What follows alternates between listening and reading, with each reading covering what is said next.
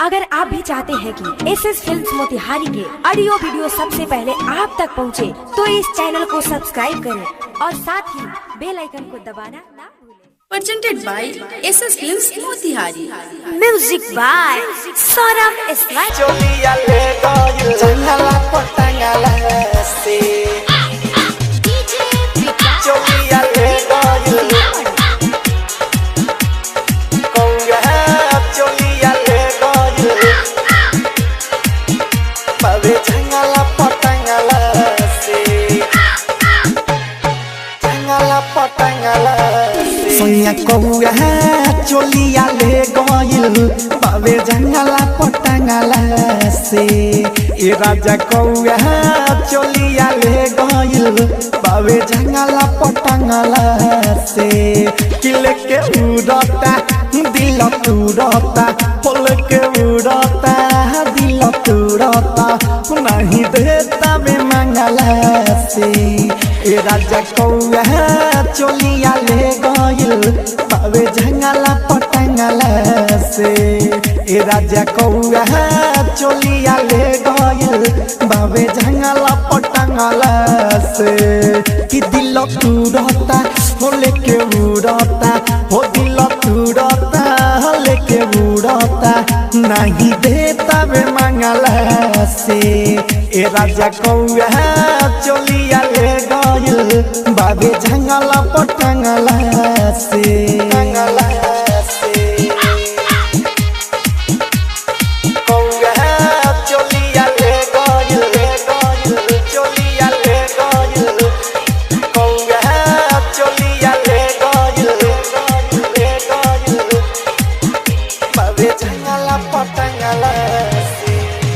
सैया घरवे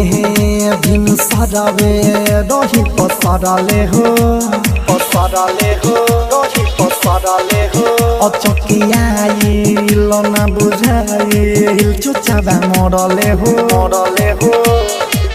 चुचाबा मरले हो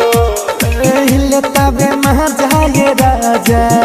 झकी जंगला से हो जंगला से ए राजा जंगला से कि सैया घरवे भीम सरवे रही पसरले हो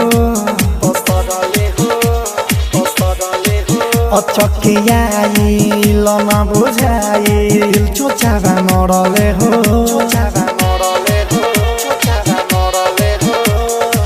लेताबे महाजाए राजा झकी जंगला से हो जंगला से तो सुन जंगला से रूपवा निहारता पंख भरी मारता देखता नी बंगला से ए सैया कौया चोलिया ले गइल बावे जंगला पटंगला से ए राजा कौया चोलिया ले गइल बावे जंगला पटंगला से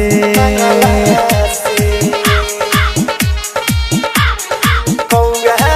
चोलिया ले गइल चोलिया ले गइल कौया चोलिया ले गइल Saurabh digital recording studio Motihari. हाँ बेरा ढलता कमी खलता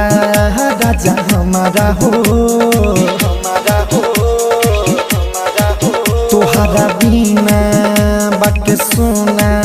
अपन कमरा हो और अपने सचोरी के आवा जल्दी बाहर के हो बाहर के राजा बाहर के पेड़ ढलता कमी खलता राजा हमारा हो तोहरा बिना बाबी सुना अपन कमरा हो